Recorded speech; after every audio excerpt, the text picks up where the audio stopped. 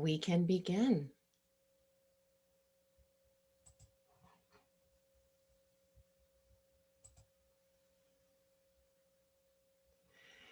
So, before I begin, I would love to just have a little show of your faces so that I know that I have a live audience behind me, and then you would be welcome to turn video off after that. I'm not sure if we're all present or not right now. Hi, hello, thanks so much. Appreciate it. Hi, everybody. Welcome, welcome, welcome. I know you've all had the experience of talking to yourself, and so that's a little unnerving. All right, and if you want to, you can certainly turn off your video. I just like to start like that, so I have some kind of connection with you all. All right, so I'm Cheryl Blackington, and I am a retired public school teacher from Forest Hills. I have been teaching and learning and practicing mindfulness now for about 8 years.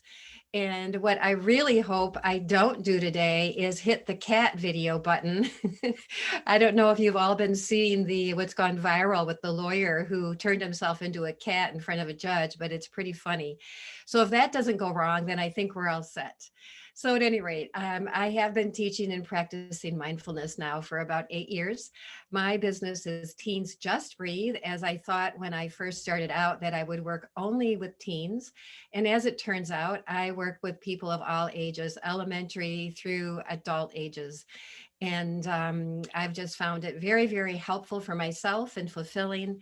And I'm kind of that lifelong junkie learner here as far as this topic goes, which is, as any topic goes, quite big. So this is titled "Working with Teens," and that was the focus of the age group that I was asked to do. And then I'm going to cover an overview here of mindfulness, mindful self-compassion. I find that they just interlock so well together, and it's really helpful to have the scope. I noticed in the program that there's quite a bit of a variety of different mindfulness, trauma mindfulness type approaches here. So I think I'm the only mindful self-compassion topic here. So, what I hope to do during this time period with you is to tell you, just review with you mindfulness, because I would assume by now most of us know what that is, but I will go over that. It certainly, once again, is a lifelong practice. And then, what is mindful self compassion? How does that fit into this picture? In particular, how does it fit into the picture with teens? We'll look at the brain, but specifically the teen brain and what's happening there. And then we'll take a look at if we were to set a target for what a classroom would look like, what a classroom teacher and student, what kind of qualities would we exhibit? We'll take a look at what mindfulness and mindful self-compassion will help us arrive to. We'll bring in the window of tolerance, which is a Dan Siegel thing, and then a little bit about what this might look like in this age group. And then sprinkled throughout all of this will be some guided practices. And as always, this topic is something you could talk about till you're blue in the face. But until you actually do it, you will not experience any benefits whatsoever. So it is not an intellectual exercise, this is certainly experiential. So that being said, we are going to begin with some grounding. And this is something in particular, given the really long-term trauma that we are all in. It has been a year now with our COVID experience. And I know that as you all are on the front lines with your in school, out of school, virtual, trying to reach teens and kids and help them the best way you can with the limited resources you have available.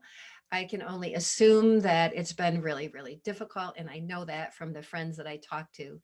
And so this is a way to bring our bodies into the present moment. Whatever has already happened with you today, whether you have small children that are screaming around in the background, or you have a teenager who's also sulking around, or whatever has happened to you today in order for you to arrive here. Let's just arrive here together and try to let go of what's happened today or yesterday. So you'll notice that there's an anchor with a boat here, and we'll work on anchor breath, which is this idea that no matter where we go or what happens, we always have our breath and we can train our brain to focus on our anchor breath, which will bring calming into our bodies fairly quickly. So go ahead, and when we practice mindfulness, you sit up straight with your spine straight. You can even bring your shoulders back and down a little bit. Your hands can rest in your lap, and your eyes can be closed if you feel comfortable with that. And we'll begin by just settling into the chair that you're in, feeling the points of contact with your chair, feeling the support that it brings, allowing your body to settle, maybe shoulders to relax a little, chin could be tucked a bit, and hands on your lap or legs. Take a deep breath in, filling your belly into your chest. And when you're ready, letting it go. And then taking another deep breath in, filling, expanding, noticing that fresh air and energy. And with your out breath, you can just literally let go of tightness and tenseness. And one more deep breath in.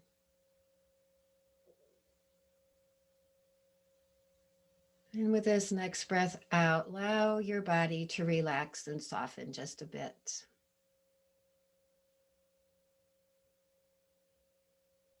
Returning your breath to a normal breathing pattern.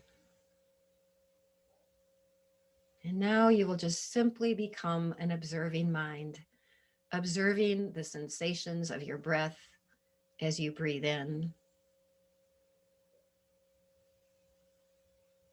and the sensations as you breathe out. You might feel the actual expansion and contraction. You might notice there's some tightness or tenseness.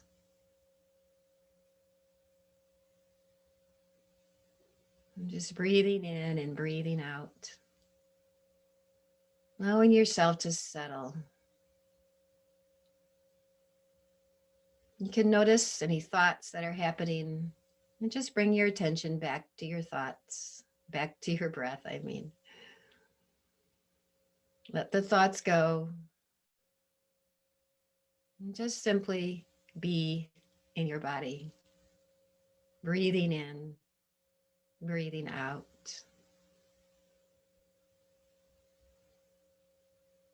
Now you can open up your attention a bit to the sounds in the room.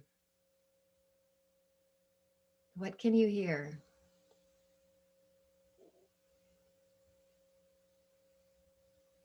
Buzzing, whirring, clicking, ticking, a white noise.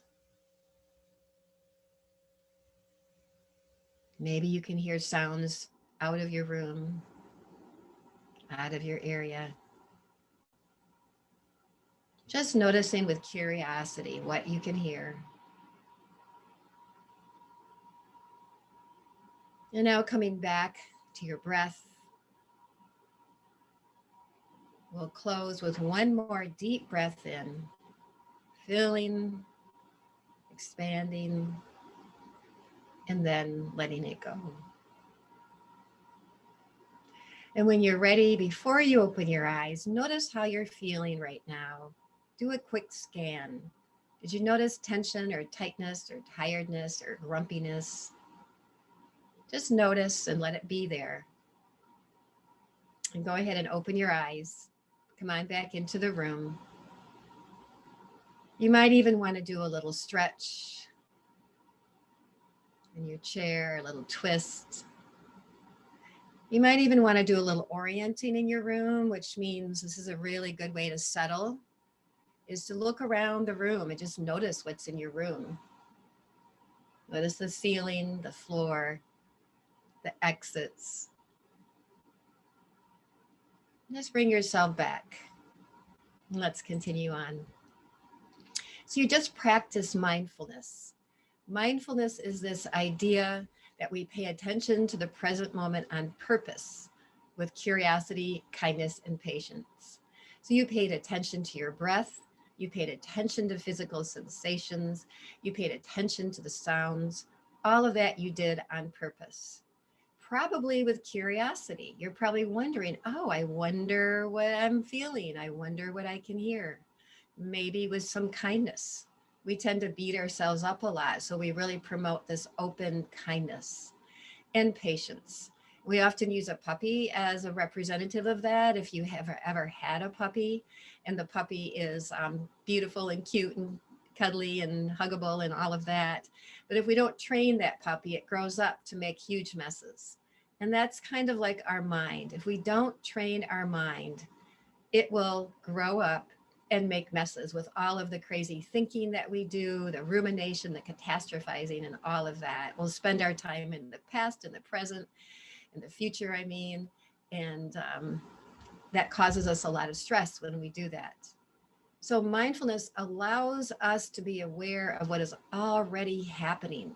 We spend a lot of energy pretending it's not there, hiding our head, running away from it, stuffing it in.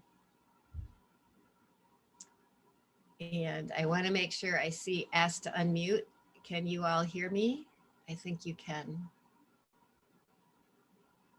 Let me check.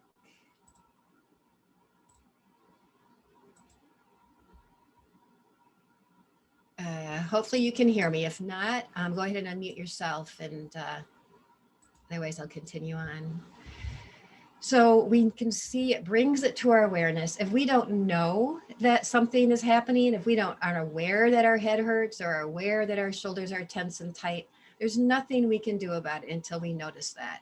So it helps us stay in the present moment, and it develops a great deal of clarity. The longer we practice it, the more clearly we can see.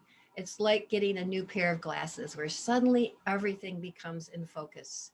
So often what we think is real is probably not. There's probably a lot more going on behind those scenes if we could see it.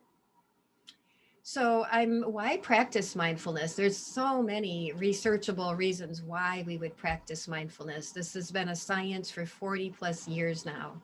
With adolescents and kids, it's probably more 15, 20 years of research, all pointing to the same kind of benefits as for adults. So the M stands for mindfulness skills, and the MSC stands for mindful self-compassion. So, as I mentioned, we become aware of what's really happening rather than how we want it to be. And we spend so much of our time trying to make it the way we want it to be. We learn to focus our attention. It's a major benefit. The longer we practice, the longer we come back to our breath, the longer we can focus our attention. It helps us regulate our emotions and thoughts. If we're not aware that we're getting angry, there's nothing we can do about it. If we're not aware we're having the same repetitive thoughts over and over and over again, there's nothing we can do about it. It helps teens and people notice areas of insecurity and tools to work with them. So that brings mindfulness and self compassion in. It helps them learn to accept and appreciate themselves. A beautiful, beautiful aspect that's so needed for teens today. It helps teens learn skills to calm and soothe themselves. It helps teens develop independence and resilience. And it helps them notice judging, their own really, really harsh, horrible judging, and learn to replace with kindness and curiosity. I'm teaching a high school class right now with mindful self-compassion. And it's so sad when it comes to like the way we talk to ourselves, and in particular, some of the ways I'm hearing the teens are talking to themselves. So here's some terms that you'll hear in the mindfulness world. First of all, we use our five senses to gather our data, our primary data. We live in our bodies. We don't time travel, although we do in our minds, but we live in our bodies. So I have a quote here that's kind of cute. Mr. Duffy lived a short distance from his body by James Joyce. And I used to call myself a talking head before I started this. I was so disconnected with what was going on in my body.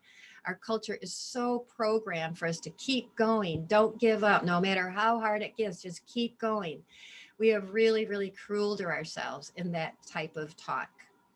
So we use our senses, eating, smelling, um, tasting, listening, the physical sensations. Our anchor breath is something we started to look at in our opening practice. It's where we can best feel our breath in our body. Often it's belly, chest, or even in our nostrils or throat. So we focus on that as we breathe in and we breathe out. We notice the sensations of our breath. And it's the way we can anchor ourselves down when we are in the storms of thinking and emotions. We use the term mindful body. That's the idea that we become aware of the physical sensations in our body. Another term that's very popular right now that I embraced is embodiment, the idea that we're in our bodies and noticing what's happening. In mindfulness, we'll use a body scan as one of the many forms of noticing. And then another big component is heartfulness, where we learn to treat ourselves kindly. We send and receive kind wishes. It's not a Pollyanna thinking, it's this idea that we can balance our negativity bias by planning kind wishes for ourselves, something that we can attain. Maybe we're not there now, but it's something we can plant and nurture and allow ourselves to thrive that way. So the brain, often I've used the hand model by Dan Siegel to explain it, which we have the amygdala, the prehistoric part of our brain, the fight flight part, and then we have the prefrontal cortex, which is this is our evolved part of our brain, which we often call the wise leader or the CEO of our brain, where we make higher level decisions, problem solving, and such. So we know mindfulness is effective because when our body feels we're in danger, we flip our lid and we're in the fight and flight mode. When we breathe with mindfulness, we can soothe our amygdala fairly quickly, bring ourselves back online into this optimal learning and being zone. So that's the overall piece of what happens with mindfulness. That's the power of mindfulness is once we have been triggered, once we have had something happen and we're noticing whether it's after the explosion of our anger or frustration or while it's developing, we have tools. We learn tools to work with that, to calm ourselves, to calm our amygdala. What's interesting with teens is that we'll start with the limbic system, including the amygdala, of course, all of the emotional ranges, that if you are working with teens between the ages 11 and 15, that is their rebuilding time period. By the time they're 15, they have a full range of emotions available. And often they're very explosive emotions. They're strong, they're overwhelming and overpowering and highly confusing to them because they don't know what's going on in their bodies. It erupts with thinking, physical sensations, and it's just overwhelming. Now, the problem with this is that the prefrontal cortex is building and developing between the ages of 11 and 25. So, this again is the home of our logical thinking, planning, decision making. And this is why teens experience so much emotional turmoil because they have this full range available, but they don't have the brakes really to think this through, to notice the consequences, to realize maybe there's a different way. So mindfulness steps in with this and allows this pause, this way to calm, this way to take a moment to breathe and calm themselves. And that's the power of mindfulness, our ability to notice what's there and then step in with ways to work with it. So we use different brain words, just like name it to tame it is something that we'll practice as in a practice later on. And these are both Dan Siegel, once again, phrases. He's a really famous neuro scientist. So that when we use that name it to tame it, the words part, it helps calm our amygdala and brings a bridge over to our left brain. And feel it to heal it allows us to notice and allow those emotions to be there, whatever the sensations are that are present. All right, so mindfulness is the idea that we can bring our awareness to whatever the current situation is. Mindful self-compassion is what we can do. It's the action part of it. It's what are the skills? How can we take care of ourselves once we notice? So there's three components of this. And if you'd like, you can just hold your hands out in front of you as I demonstrate this as well, so you get the full benefit. So if your hands are out in front of you, within fists, I'd like you to squeeze your hands as hard as you can. Just squeeze, squeeze, squeeze, squeeze, squeeze, and keep squeezing. And notice maybe there's pain there, there's tightness, maybe your arms are tight, your face is tight, and you're all tightened up. Now let it go. That squeezing represented our inner critic. What we do to ourselves, what happens when we're stressed is we tighten. We try to protect ourselves. So it gets very, very tight and uncomfortable. When we let go, did you notice the relief? Notice how my hands are opening. It's like I'm receiving. I'm open for business. I'm open to be curious and observing. This is mindfulness, this open awareness or attentiveness. And then if you hold your hands out just a little bit more, as if you were going to hold on to hands in a circle back in the day when we could do that, this represents common humanity. Notice how connected we all are. We all have the same needs. We all need to be loved and accepted and cared for, and food and rest, all of that. We are never, never alone. And this is a really important message for teens to understand, because so often they feel they are alone, that they're the only ones. And this just shows them it is not true. And then the third component of self-compassion, if you place your hands on your heart, this shows the self-kindness that you can learn. How can you be kinder to yourself? What do we need? What do I need? What words might I need? So we have mindfulness, common humanity, and then self-kindness as the three components of self-compassion. So we're going to try this right now. It's called a self-compassion break. And we'll, our time is going so quickly. Oh, good. We have to 10:15. All right, great. I was worried we were running out of time. So this is something that is highly useful if we could only remember to use it. It's quite simple. It involves bringing to mind a time when you struggled, when something was really hard for you. You don't want to pick the most difficult thing, and you don't want to pick the easiest thing. So something in the middle. Maybe it was something that happened in your classroom with a colleague, with a family member, or maybe it was at the store or something, and maybe anything at all it could be. So just giving you a few ideas.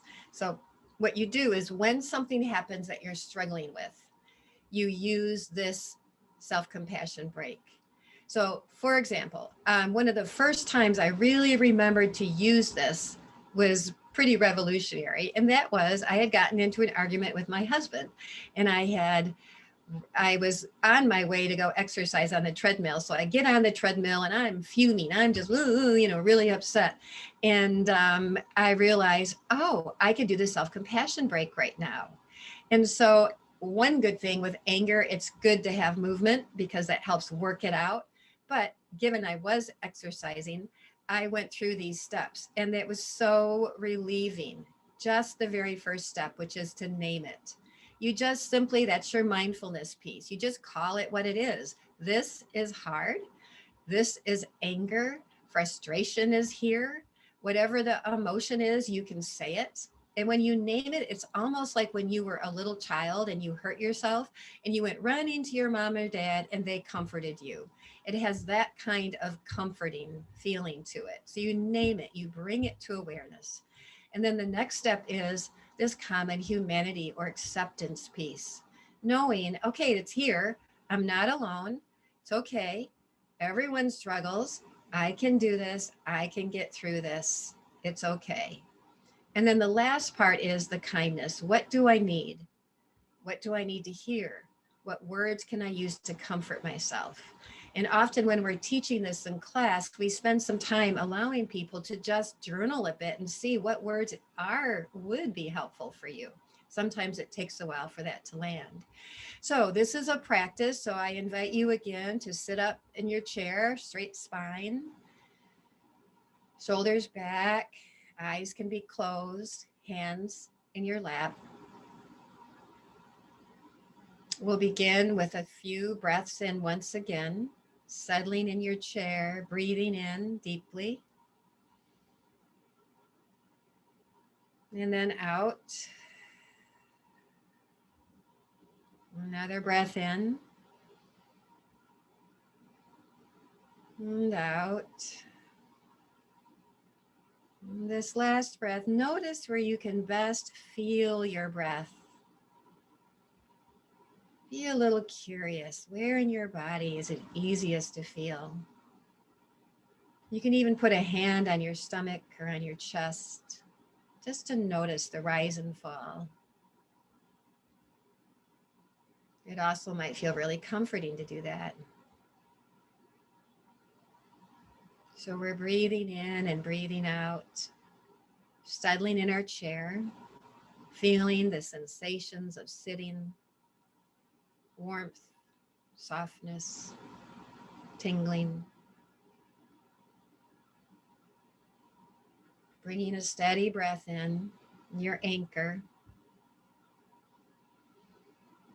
And now, think of the situation that you'd like to use for this practice. Something that happened probably recently. Just notice the people, the room, the situation. Don't get carried away with the storyline, just like a freeze frame image. And we'll move into the first step of naming it. This is hard. You could name the emotion. Anger is here, sadness, depression, frustration. You can just say to yourself, this is hard, comforting. Sometimes people like to just, as long as we're off screen, rock back and forth a bit.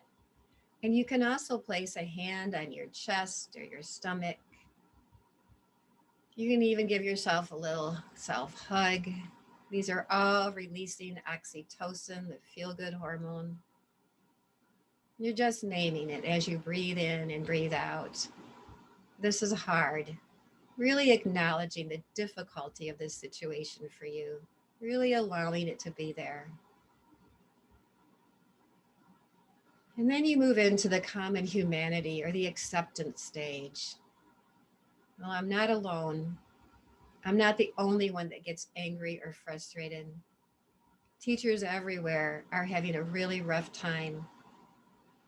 We all are having a rough time at one time or another.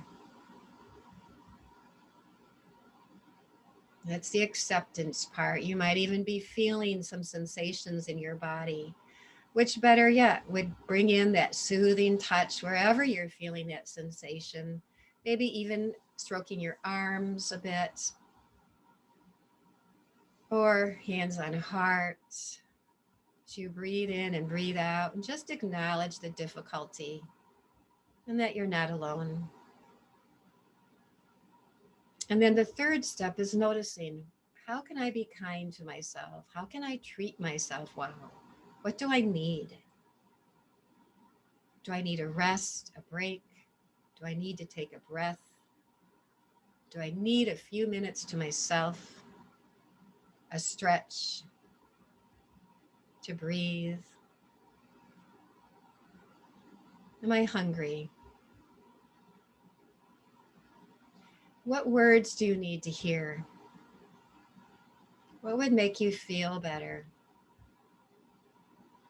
It's okay. I'm here for you. You're doing the best you can. You can even think of what words a friend or partner would say to you that would help you feel better. And allow that to really sink in. Another soothing touch is just to allow your face to be held up and cupped by your hands and supported. So we'll go through these 3 steps once again, and whatever soothing touch feels good to you, go ahead and do that. So we're going to name it. This is hard. Anger is here. Frustration is here. As we breathe in and breathe out, I am not alone. I'm not the only one. Everyone struggles. And then what do I need?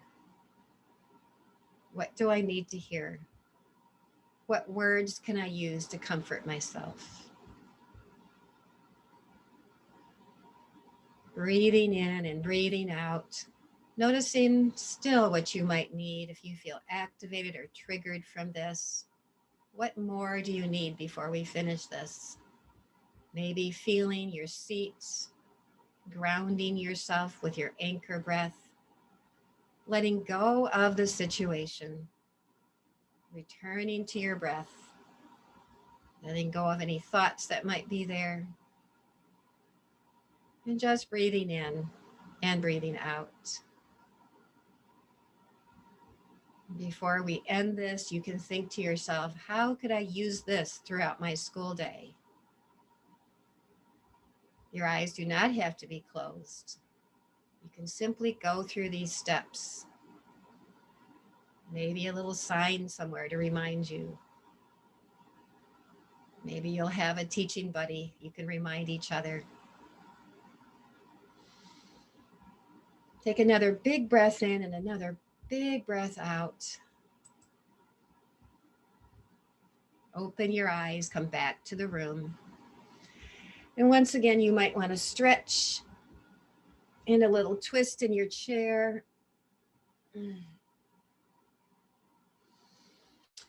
And even looking around a little for the orienting part. This is a really good trauma piece to do for safety and knowing that there are exits, there are escapes out of here. And I'm really curious. I think we have a pretty small group here. So if anybody would like to share how this went for them or how you think you might like to use it, I'm going to pause for a moment and you can go ahead and do that.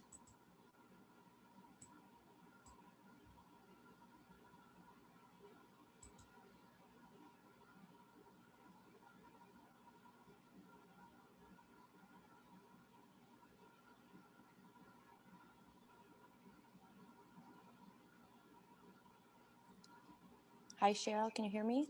Hi, I can. Not really Hi. well. Maybe if okay, go ahead. I was going to share that I've used this with students, probably more like one-on-one when I've seen them kind of the idea of flipping their lid and being, really like emotional to the point where they had to be, removed from their classroom or needed a break. And we've kind of been Mhm. able to walk through these activities in my office one-on-one with them. Uh, and how do they like it? Um, Usually they really like it. Sometimes like a little skeptical, Mm-hmm. but then after you go through the activities and they kind of calm down, they usually seem to have felt a sense of relief and feeling like more in control. Yeah. Oh, that's great. Thanks. Thanks for sharing Mhm. that. I know for myself, as I mentioned, it's just being able to bring these three steps into a focus. It's pretty easy to move on after an upsetting moment. All right, I'll continue on. So, again, I know this is nothing new for all of you, but I want to bring it into perspective of the type of work that mindfulness and mindful self compassion can do. So a lot of work has gone into Peter Levine's work with the somatic experiencing. And the more and longer I teach mindfulness, the longer and the more I realize how important it is to understand this physical sensation embodiment, understanding what's happening in our nervous system, the physical sensations we're feeling. The more we can be aware of that, the more information we have, the longer or better chance we have of being in that window of tolerance. So, around the mindfulness and mindful self compassion repertoire, we have all of these different skills we can bring out to help regulate us, to help bring us in there. So, the noticing and the naming that we just did is a really strong tool to bring us into our body, to reconnect our right and left brain. And it also helps bring some space in around really strong stimuli. That breath, that slowing down allows us to do that. It's a practice that sometimes this visual is really helpful for kids. I've just started using this actually with the high school group, and they just seeing this, I think the visual is helpful for them to see, oh, if I have this goal of staying in this window, which is a pretty wide, broad window, here's how I can do that. And here's what it feels like when I'm out of that window. The hyper arousal being overreactive and unclear and emotionally distraught. The arousal being the depressed part, the unmotivated part. So this idea that we can and have the power to shift in and out of this. Sometimes we feel as teens that it's hopeless. They'll never get out of it. As I mentioned, this feeling of being alone and like it's just don't know what to do and this overwhelmed. It's helpful to know that they're not alone, that this has been a scientifically researched phenomena. So showing them these windows is really helpful. And the more we can do it, the more we can strengthen our brain and our mind in those circuits towards more healthy behavior patterns. So that brings us again, I'm using Dan Siegel a lot today. All right, we're going to go into another somatic experience here. And I guess I wanted to tie this in with the window of tolerance, as in this rest and digest area versus fight or flight. And I don't know how many of you have been doing some work or studying with Stephen Porges's the polyvagal theory, but that's been something this past year I've been spending some time with. And he brings even a bit more of a sophisticated, or more, I guess, a different, maybe not sophisticated idea about how to work with all of these strong emotions and strong thoughts that we end up with. So we know our optimal place to be in is this rest and digest. This idea that we're in control, we feel calmer, and then we can bring in awareness what it feels like in our body when we're feeling calm. Normally, we don't pay a lot of attention to that because it feels good. On the other hand, what doesn't usually feel good is this fight or flight reaction. This idea that we're getting ready to do the literal fighting or running, that our breathing changes, our diaphragm changes, our posture, we get tighter, decreased ability to think, we're very rigid, and generally just this feeling of not much we can do during that reactive mode.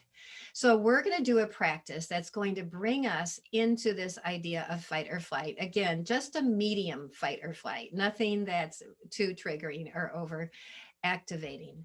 And we're going to do a somatic practice to notice how this might work for us. So bring that, before we begin, bring that picture again into your mind. And if you want, you could use the same one that you used for the self-compassion break. And again, we're going to sit up, straight spine, hands are in our lap, eyes can be closed. And I should mention, when you're doing this work, if you are doing this work with students, I imagine you know about the trauma piece of giving them options. In mindfulness, one of the things that is being found, this can be very activating for kids who are in trauma.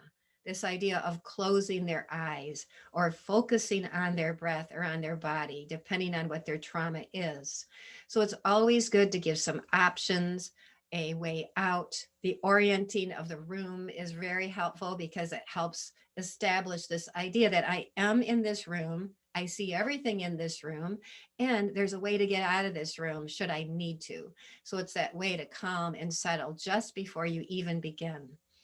Also, bringing in the rocking or the humming idea is very calming. So I will be bringing in some guiding as we go through this, just as an example of what would happen or what you might do to give extra choices if students are finding this difficult. So our eyes are closed. We're bringing this image to our mind, the situation, the event that caused this fight flight. And bring immediately, you can let go of the story and come into your body. Where do you feel this in your body? Notice the parts of your body. where you're feeling this activation. It might be hotness in your head, pounding. It might be a constricted throat, pounding chest, tightness in your belly, overall tightness in your body. Notice where you feel it. And then at any time, if you feel this is too much, you can open your eyes.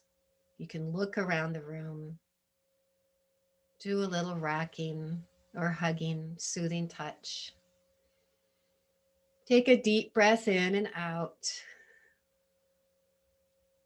And then go to your thoughts. What were you thinking? Bring that to mind. What was your trigger?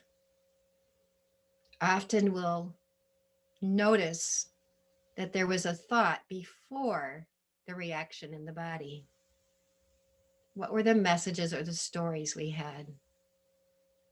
We breathe in and we breathe out, just skimming the surface of it all.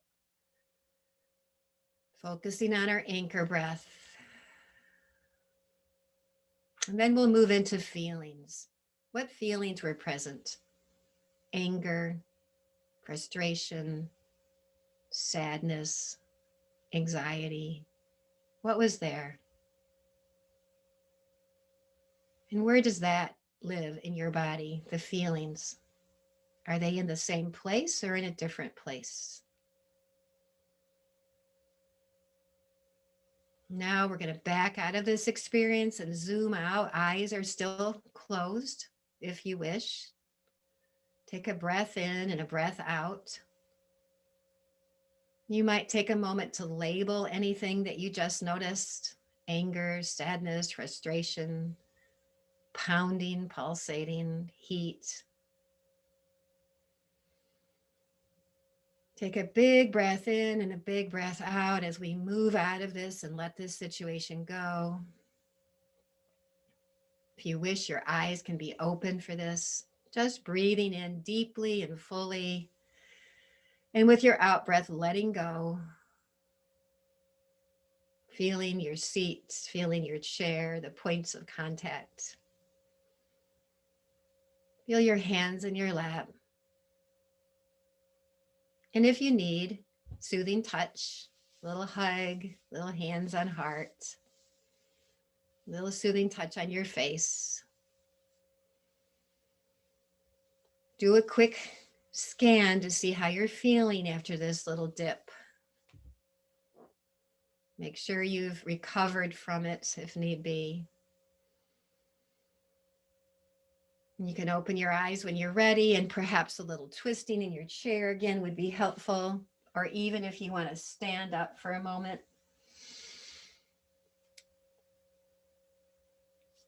And take a moment to reflect as you do that. Just how did this go for you? What did you learn? Anything new, anything interesting that came about?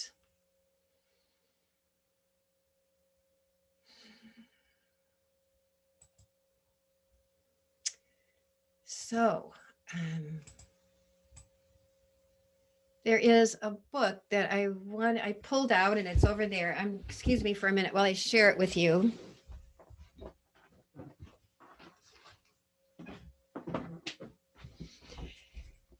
If you are into this already or interested in this, you might have heard about this book, but The Way of Mindful Education by Daniel Rickshoffman is an awesome, excellent book. And some of the information I've taken from out of here.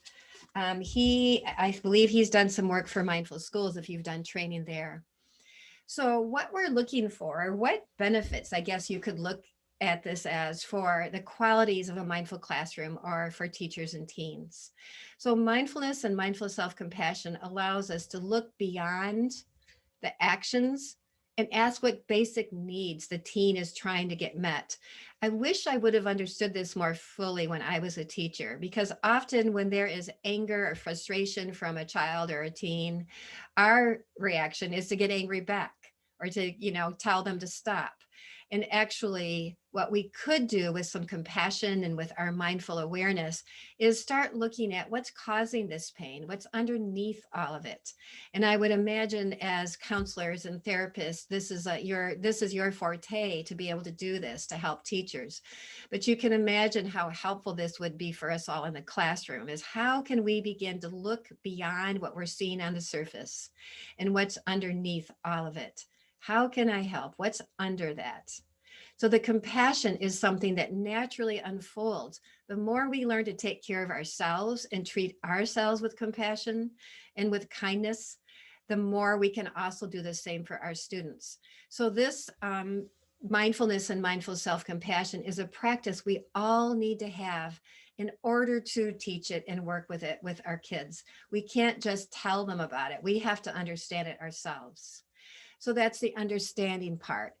Mindfulness allows us to more clearly see our thoughts and our emotional patterns, to understand ourselves better.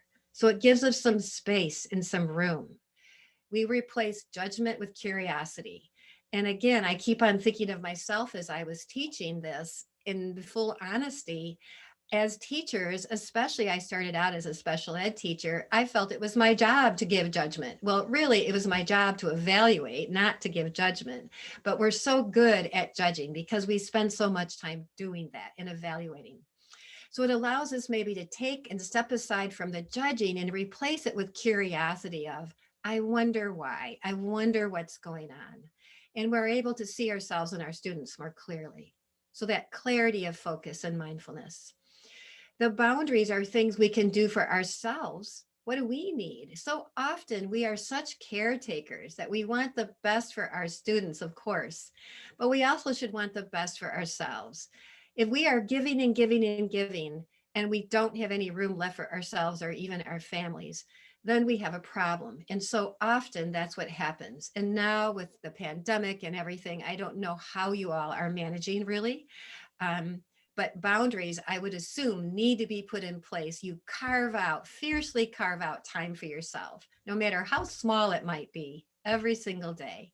And that is going to allow us to be more caring for others around us. The attention piece with mindfulness allows us to pay better attention to ourselves, what we need, what we're feeling, what our sensations are, what our thoughts are. So we pay attention on purpose. And the more we can hone that and develop that, the more we can help our students do the same. And then the authenticity. We know that all of our favorite teachers are authentic people. They are being themselves. They're just honest, and this is who I am in all of my glory. Kristen Neff likes to call this the compassionate mess. Yes, none of us are fully formed or ready to roll at any given moment, but we're here, we're honest, we're real. And especially with teenagers, as you probably know, and I know, it's important to be real. To be pretending is definitely sniffed out by a teen very, very quickly. So to bring our trauma piece into the classroom, and we're getting towards the end here for all of us, noticing the time frame. I've been really bringing this in because I don't know if you've all heard of David Trelevin, but he is an expert in mindfulness and trauma worldwide. We actually had him. I'm an affiliate of the Grand Rapids Center for Mindfulness. And back in the day when we got to be together, he was one of our last speakers that we brought in.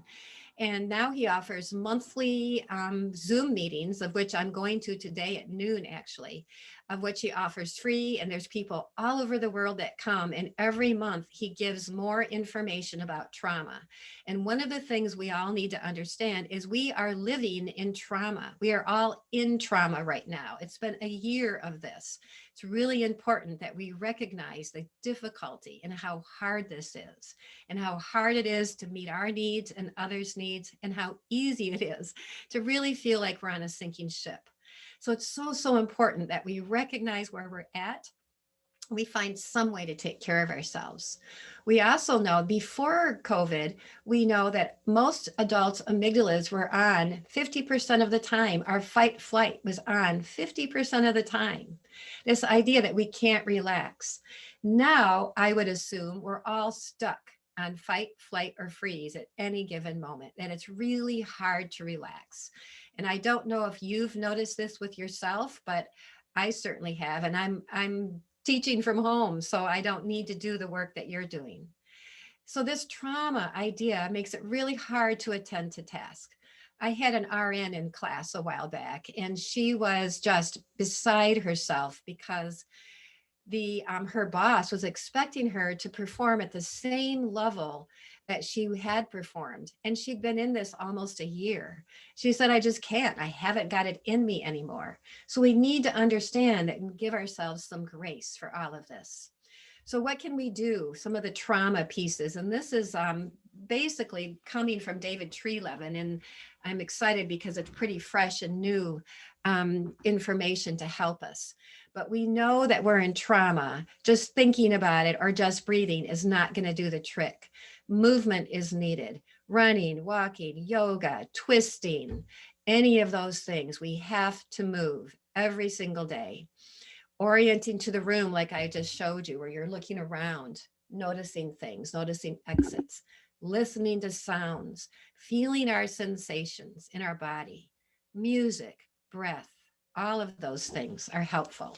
So let's assume that we've had a chance to do a little bit of moving. And I'd like to show you, you might already know this breath. The 7-Eleven breath is probably the most popular breath with teens that I keep on doing surveys on this. And they're like, yep, it's 7-Eleven. So let's just do that for a moment. And you can either close your eyes or not. But the idea is that you breathe into the count of 7 and you breathe out to the count of 11. And it's a longer out breath because the longer we exhale, the more we soothe our amygdala. So when we want to soothe ourselves, we give ourselves a longer out breath than in breath. So let's do a few breaths like this. So take a breath in and out to get yourself situated. And then we'll begin. So breathing into 7, 1, 2, 3, 4, 5, 6, 7. Breathing out, 2, 3, 4, 5, 6, 7, 8, 9, 10, 11. Breathing in, 2, 3, 4, 5, 6, 7. Breathing out, 2, 3, 4, 5, 6, 7, 8, 9, 10, 11. Now a few breaths on your own. Breathing into 7.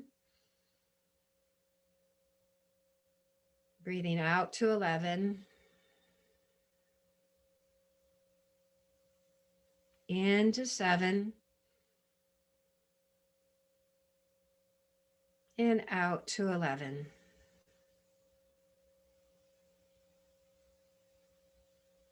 So we'll end that 7-11 breathing, something you can do anytime, anywhere.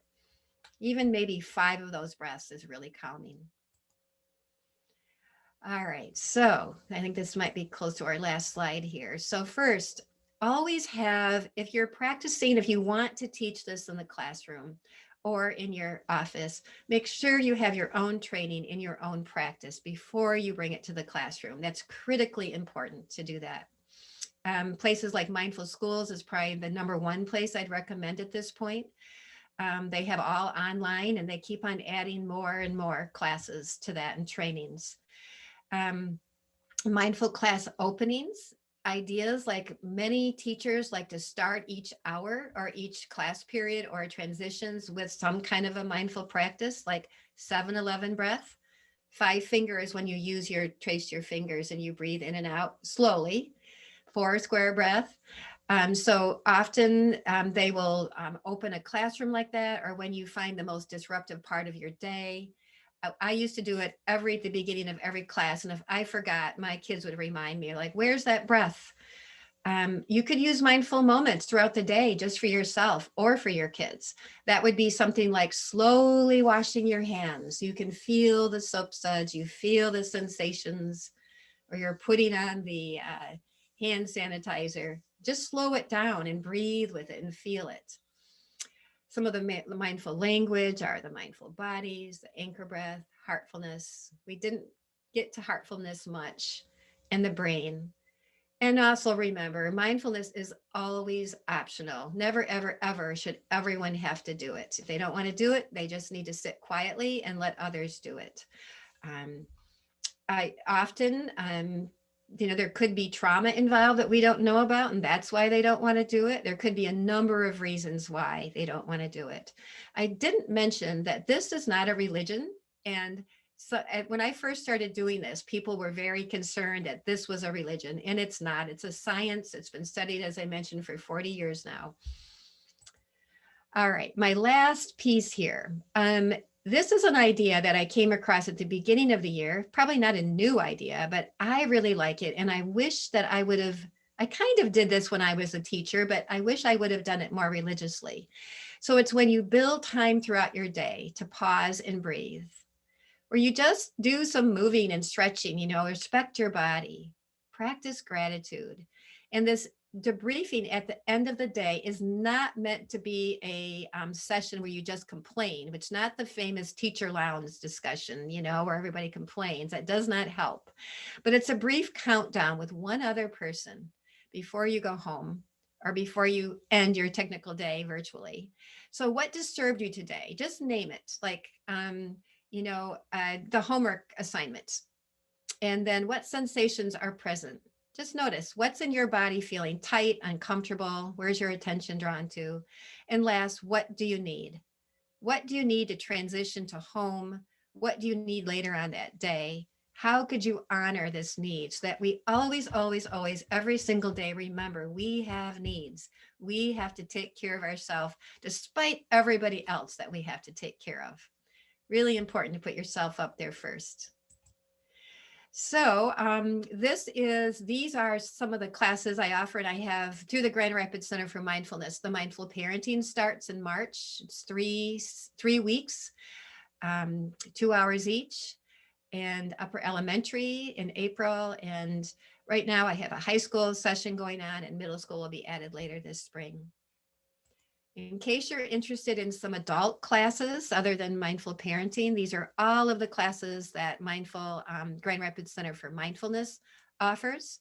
And there's all kinds of time frames, availability, price range, and such to meet your needs. And then on your handout, which I hope you were able to access, I have my contact information, Grand Rapids Center, apps, and I also included, I think I included links to the guided meditations that we did today, so that you could download those and listen to those if you would like to. So I'm going to end that, come back to seeing you hopefully, and let's see if I have any kind of chats happening here. If you'd like to go ahead and just unmute yourself and turn your video on and say hello and goodbye, or ask any questions that you might like. We have a few moments, so probably not a lot, but I'm here for you if there's anything you'd like to say. Thank you, Carol. If you would like to sign up for one of these classes, you just call the Grand Rapids Center for Mindfulness. Yes, you do. Yep. For the adults. And for me, you can also get me through the Grand Rapids Center, or you can get me through Teens Just Breathe. Okay. Thank you so much for a wonderful presentation. Thank you. Thank you for attending. Hi. Thank you for the presentation. You're welcome. Thanks for coming.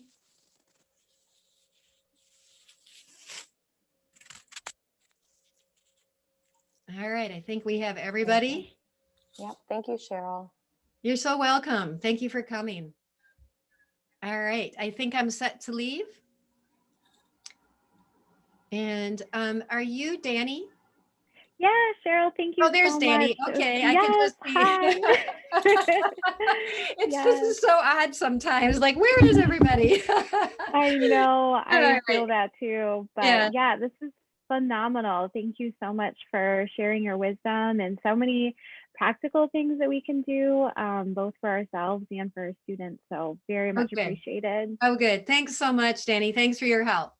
Absolutely. Have a great rest of the day, everyone. And we'll see you hopefully back at the other sessions. Thank you. Bye-bye.